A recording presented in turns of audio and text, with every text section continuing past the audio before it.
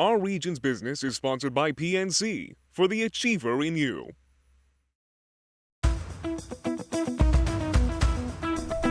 What's the best way to manage stress at work? Well, the best answer may be not to try.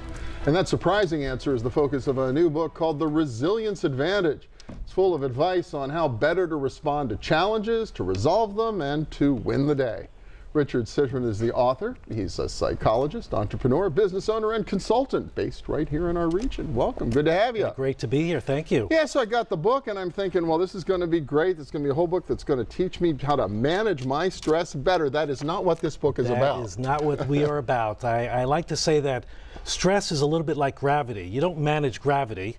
It's a physical imperative. Gravity manages you. That's why we stay on the earth. It's the same thing with stress. Stress is a biological imperative. You don't control the stress reaction, it controls you.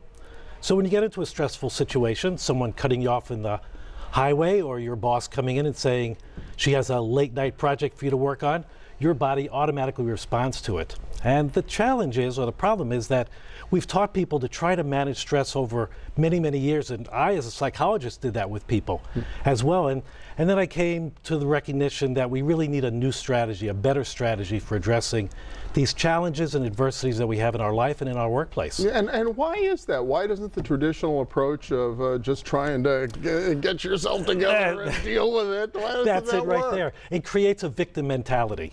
So it creates the idea that I can't handle my stress, I can't manage my life, I'm out of control, I have no way of dealing with these pressures that I have. And the truth of it is that we handle our stress magnificently. Really? Yes. Because we're built to handle adversity and challenges.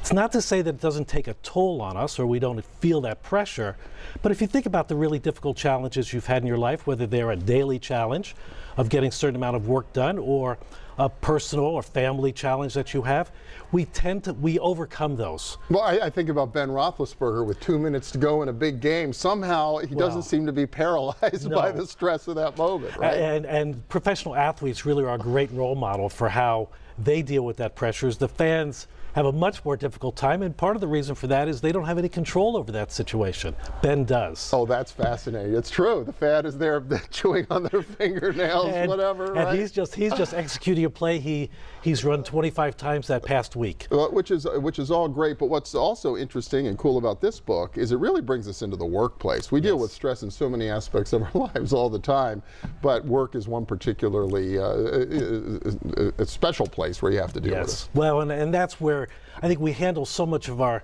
challenges in the workplace, and we don't really have good models.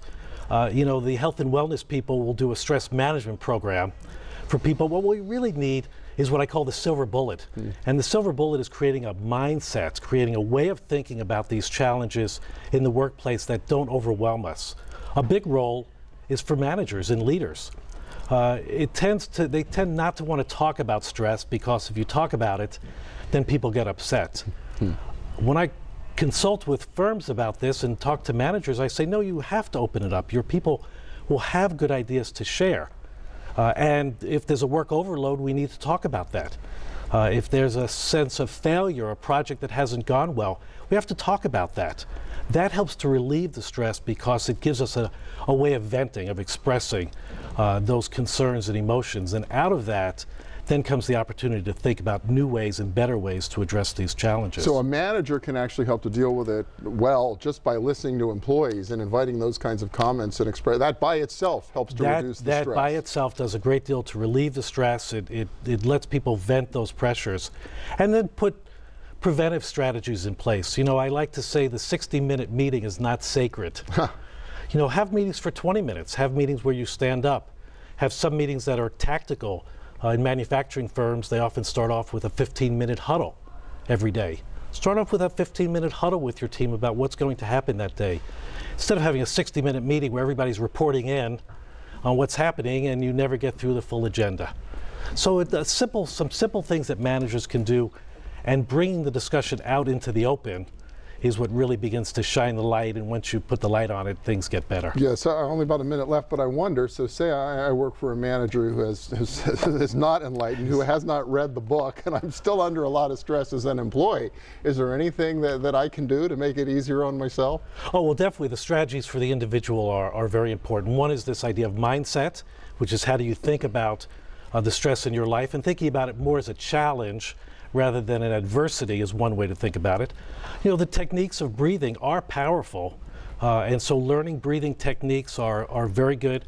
This use of mindfulness. Now I have a number of clients in the situation you've described, and they're in a meeting, and when they're in a meeting where they're doing the serenity prayer while listening to what's going on, so they have a chance to focus their mind on something other than perhaps where the pressure is being put on them. All right, well, that's great. We've just scratched the surface. There's lots of great background in science as well as advice in the book. Again, it's called The Resilience Advantage. Richard Citrin, thank you so much. Really Great to be appreciate here, it. Bill. Thank you. And we'll be back in a minute with a little dollars and cents. Stay with us.